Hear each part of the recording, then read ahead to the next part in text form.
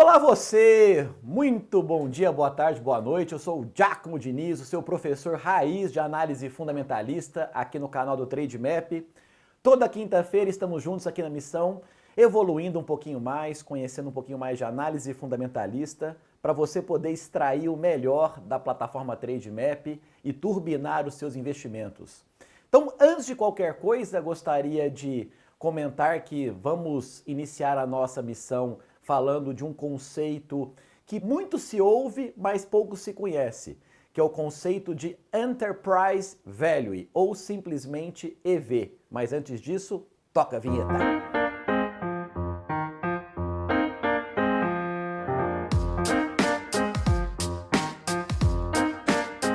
Hoje vamos falar do Enterprise Value, um indicador muito usado no mundo do M&A, que é a parte de fusão e aquisição, mas também que nós podemos trazer aqui para as ações de capital aberto. É muito importante, para entender esse indicador, olhar a empresa ou a firma como um todo. Toda empresa tem um objetivo fundamental, que é gerar EBITDA e, consequentemente, o lucro para os seus acionistas. Quanto maior é a geração de caixa dessa companhia, em teoria, melhor é a percepção que o mercado tem pela empresa e aí as suas cotações elas tendem a se valorizar na bolsa.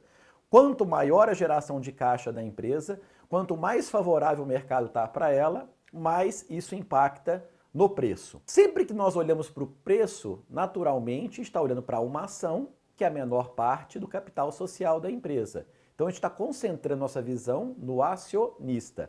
Eu quero saber se a minha participação naquele negócio está aumentando de valor ou diminuindo de valor.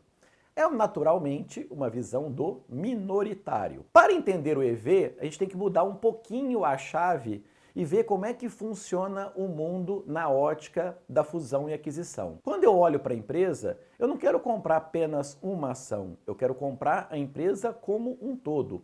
Eu quero adquirir o seu controle e toda a sua operação. Vou dar um exemplo aqui. Uma empresa grande quer comprar uma empresa média. Então, primeiro passo para essa companhia grande é negociar com os acionistas, com os controladores, a parte que cabe a eles, ou seja, o valor justo do patrimônio líquido. Essa negociação com relação aos acionistas é feito através, primeiro, de um processo de valuation e depois, naturalmente, é uma negociação para ajustar o interesse dos compradores e dos vendedores. Quando eles apertam as mãos, isso significa que houve uma transação e aí o bloco de ações do capital social vai passar da pessoa A para a pessoa B. Nós chamamos isso de troca de controle. Na hora que troca o controle, literalmente mudou a responsabilidade. Agora existe um novo grupo responsável pelos direitos e pelas obrigações daquela companhia. Então você concorda que essa pessoa que comprou, ela indiretamente assumiu a dívida e assumiu o caixa da empresa também? Então, olhando na porteira fechada, como a gente diz lá em Minas, o Enterprise Value, ele é o valor de mercado vezes o número total de ações que a empresa tem, e aí nós temos que somar a dívida líquida. Essa soma nos dá a reflexão que eu acabei de falar. Eu, além de comprar todas as ações, pagando por ela o preço de mercado, eu também assumo a dívida e o caixa, ou seja, eu assumo a dívida líquida. Então, quando você olha para o indicador Enterprise Value, você está olhando o quê? O tanto que você pagaria para comprar a preço de mercado o valor que cabe aos acionistas, mais o quanto você gastaria considerando o próprio caixa da empresa para quitar a dívida.